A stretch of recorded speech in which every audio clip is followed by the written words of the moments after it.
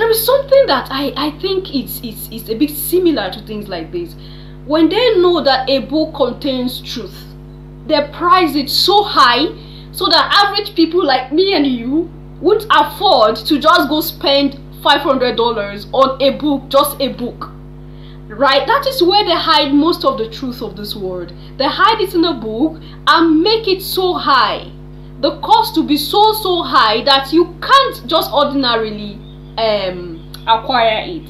So let's get to see something here. It's history, right not hate. The picture history of Jewish civilization.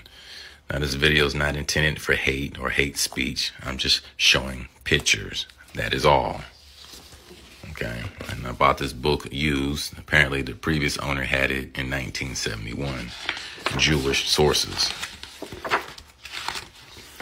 Right here in the contents, we have Hebrews in the biblical period, Babylon, and so forth. Now, this is quite interesting. Number 6, an independent Jewish kingdom in Central Asia. And we have the Khazars. Okay. Now let's look at what the Hebrews of that time period looked like. As you can see, a Semitic person of color. Semitic prisoner painted on terracotta. Okay. As we can see, 2 Semitic Hebrew or Israelite women. You can see the hoop earring, the nose, the broad lips, etc. Woman of color. As we can see, a man with an afro, whatnot. Okay, people of color. Same thing over here. People of color with the afros doing their task and whatnot.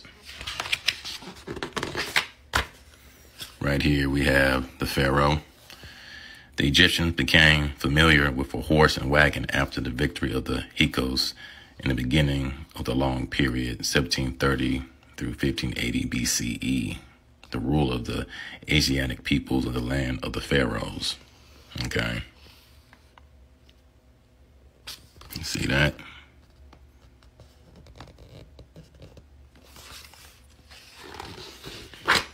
Same thing right here. Now let's skip a couple pages and look at, I thought this picture was quite interesting as well. Okay. As we can see, here's a Israelite or Hebrew. And when we zoom in, we can look at his features. You see we got the woolly, kinky hair, the beard, and so forth. Same thing over here as well. So, that's all I wanted to share. No hate. The press, stop it. Look at Putin. Putin is showing who the Negroes are.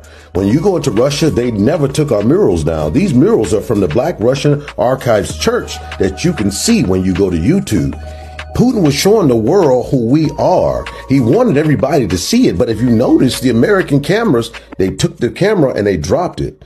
When you go through all of Europe, all of France, all of Germany, all of Italy, all of Russia, all of the European nations and the Americas, you're going to find out something.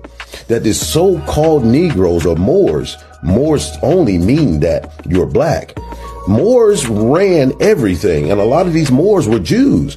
Some were Sephardic Jews, and some of them were other type of Jews. But these Jews or Israelites ran what you would call the European nations. That's why when you go into Germany, they find bodies that are thousands of years old, and these bodies are so-called Moors. And when they go into Britain, Britain just means sons of Isaac. That's exactly what it means. Britain, when you get a lot of these names as Johnson, McKeever and McDowell, you would think that these names were actually European. But you got to remember, these people were in the Caucasus Mountains. They didn't even speak English.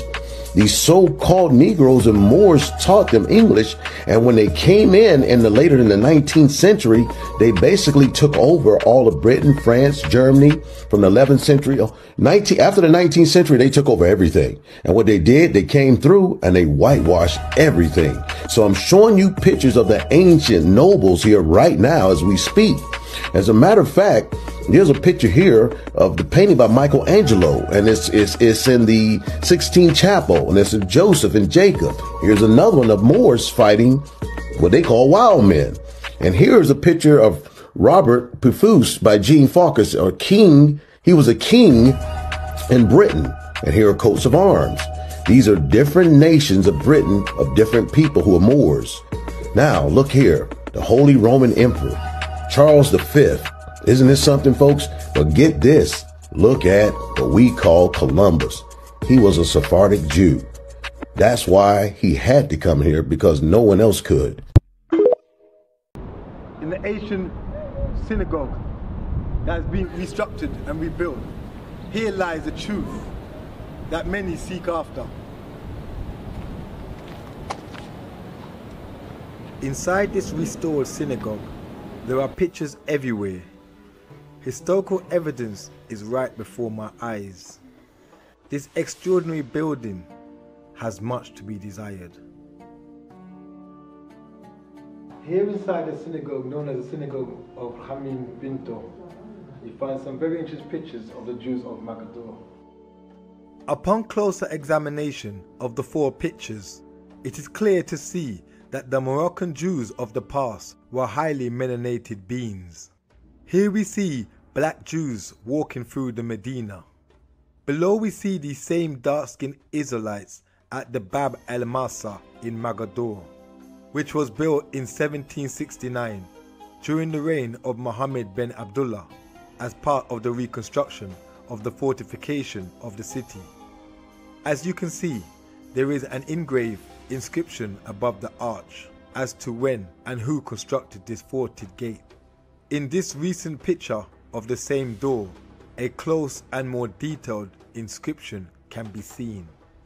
This picture isn't quite as clear. However, the fourth picture clearly depicts these ancient Israelites who lived in the Medina as melanated people.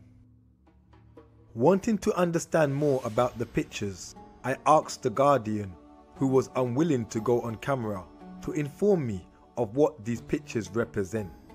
These were his words. Is Muslim Jewish together. Muslim Jewish together. That's avant la Deuxième Guerre. I was not at all surprised by the Guardian's statement. From a Quranic point of view, the term Muslim, meaning one who submits, predates Muhammad. It was time to explore the rooms. In the corner, there was another picture of these black Jews at the Bab el-Masa, and an even more fascinating one on the wall in this dark room.